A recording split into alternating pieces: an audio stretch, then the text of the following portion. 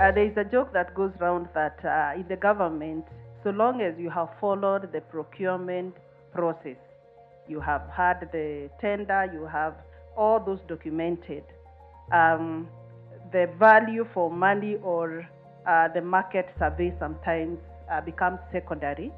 And therefore, that is why sometimes it becomes very, very difficult to quantify the value for money, that actually you can follow through the process, but what an ordinary mwananchi can get, maybe the government will get it at more than 10 times or 100 times. And so long as the process is followed, then that process becomes legitimate. And I think that is where we start, by questioning and not being passive, but being able to ask, why is that tissue paper costing 200 shillings?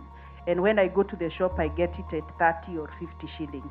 Those are questions we must start asking and not standing passive, even as we start to put the government to account to make sure that we are getting the public good. But now going back to my question, Chair, and thank you very much for this, because this is why we are here today, is to look at this budget. I think this budget has two major issues that you can look at, and I think even as we commence the next year's planning cycle, we must be very, very uncomfortable with it. And one is on our revenue measures, the proposed revenue measures. We are going to raise 3 trillion from our taxes, and 3.6 now if we include the hidden appropriation is detailed by our chair of PFT. But the question is, how much of this is how realistic is this? Are we really going to collect the 3 trillion? Or have we put it there, and as a result we have tied it with an expenditure, and this expenditure will not wait for the revenue to be collected, but the expenditure can start being incurred today.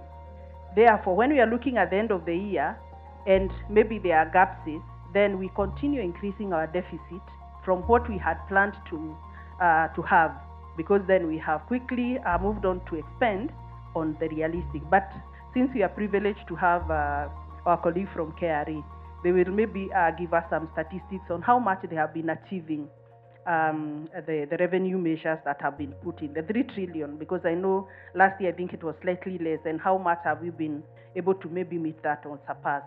The other question that we must be uncomfortable with on this budget is the level or the amount of recurrent expenditure. Over 3/4 of that budget that we have of 4.82 trillion is going to recurrent expenditure. 2 trillion going to recurrent, 1.5 going to repayment of debts. And as we get into the next planning cycle, we must start seeing some trajectory towards reducing our expenditure on recurrent expenditure and moving towards development, because we all know that development projects will definitely have a better ripple effect in terms of bringing the growth in the GDP, growing the economy of the country, and therefore bringing in more revenues, and therefore it becomes easier for us.